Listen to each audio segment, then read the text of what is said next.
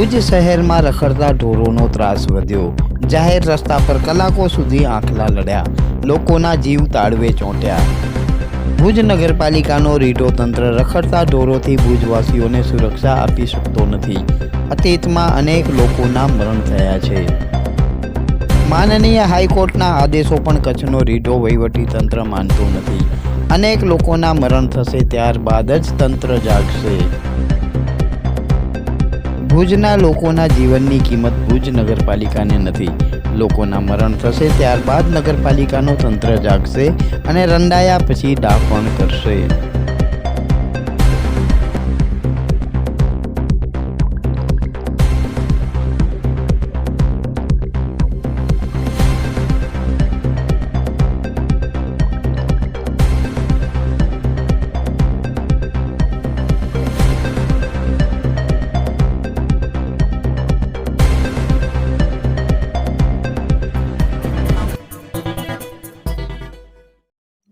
ભુજ શહેરમાં રખડતા ઢોરોના ત્રાસના કારણે અતીતમાં અનેક લોકોના જીવ ગયા છે, પરંતુ તે છતાં ભુજ નગરપાલિકા આ બાબતે કોઈ જ ગંભીરતા દાખવતી નથી।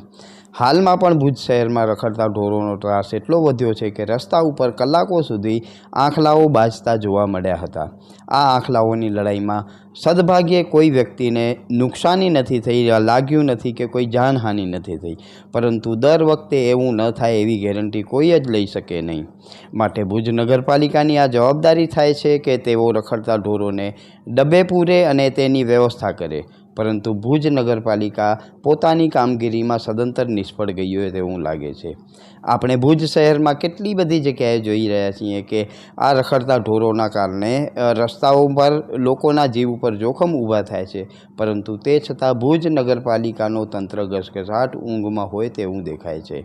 માત્ર જ કોઈ લોકોને આ ઢોરોના કારણે નુકસાની થાય અને કોઈ લોકોના મરણ થાય, માત્ર ત્યારે જ ચર્ચાઓ થાય છે, પરંતુ ત્યારબાદ બધું જ ભુજ નગરપાલિકા વિસરી જતી હોય છે અને ભુજના લોકોના જીવ તાળવે ચોંટી જતા હોય છે।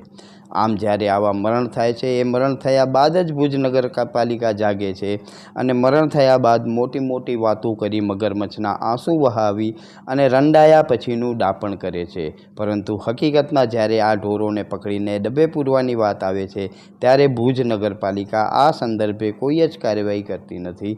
તેનો ભોગ ભુજ શહેરના લોકો બને છે અને અતીતમાં પણ આવા અનેક બનાવો બન્યા છે જેનામાં લોકોના જીવ ગયા હોય। તો હવે જોવાનું એ છે કે આવા દ્રશ્યો જોઈને પણ ભુજ નગરપાલિકા જાગે છે કે વળી પાછા ભુજ નગરપાલિકા ભુજના લોકોના જાન જાશે, ત્યારબાદ જ ગંભીરતા દાખવશે। નમસ્કાર, આવાજ જનતા કીમાંથી હું દતેશ ભાવસાર।